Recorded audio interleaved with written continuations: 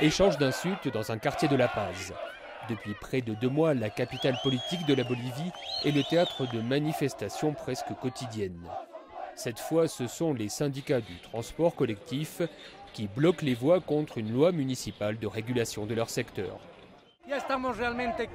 Nous sommes vraiment fatigués de tous ces problèmes parce que nous ne pouvons pas progresser, nous ne faisons que reculer, nous sommes en train de couler à cause du gouvernement. Mais la plupart des conflits visent directement le gouvernement. Une grève générale menée par le principal syndicat pour une hausse des salaires supérieure aux 8% déjà accordés. Une grève des médecins contre l'augmentation par décret de la journée de travail à l'hôpital.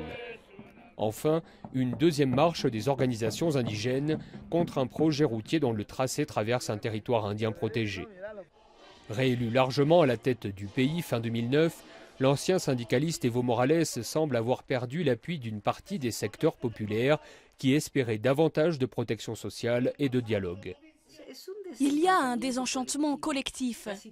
Nous avons presque cru qu'avec l'arrivée d'un parti comme le MAS, le parti d'Evo Morales, il y aurait un véritable changement du système politique. Mais maintenant, les gens se sentent profondément déçus, car il n'y a eu qu'un changement de tête, de discours, avec les mêmes pratiques qu'avant. Pour le pouvoir, la dégradation actuelle du climat social est le résultat d'une tentative de déstabilisation politique.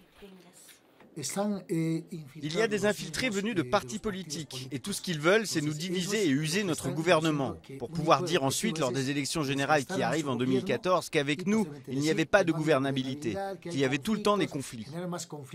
D'après une étude de la Fondation UNIR, la Bolivie a connu l'an passé plus de 1300 conflits sociaux et part sur le même rythme en 2012, ce qui à la longue pourrait être fatal à la popularité d'Evo Morales.